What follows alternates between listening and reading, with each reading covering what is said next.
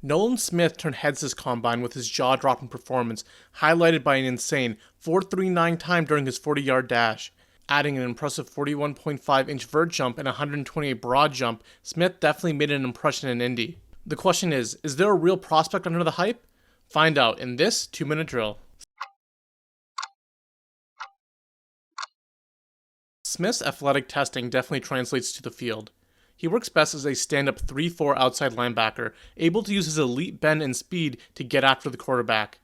He doesn't really come with any pass rush moves, he's reliant on speed, but it's a move that will easily translate to the NFL. Still, it would be nice if he had a more varied group of pass rush moves, which would elevate him from a one-dimensional speed rusher to an elite edge threat. Smith is going to have to drop back in coverage a lot to maximize his talents and hide his smaller size at 6'2 and 238 pounds. Luckily, he's quite good at it.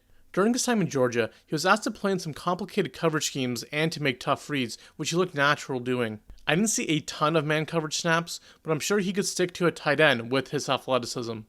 In the run game, Smith is a bit questionable.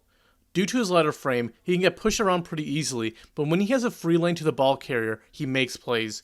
He's a reliable tackler with good form and the ability to wrap up. He's not someone who I would trust to set the edge regularly on rundowns. He works better almost in a linebacker capacity where he just needs to fill the gaps. Smith was great as a read and react player on options, often making the correct decision and forcing many negative plays. For a player comp, Nolan Smith reminds me of Bruce Irvin. Both absolutely crushed the combine and were known for their ability as speed rushers off the edge. Irvin excelled in the Seahawks' wide-9 scheme that emphasized quickness and later with the Raiders in a more traditional role. I feel like a similar career path will be in store for Smith. He might have to be more of a specialist first before figuring out his game and becoming a more typical outside linebacker.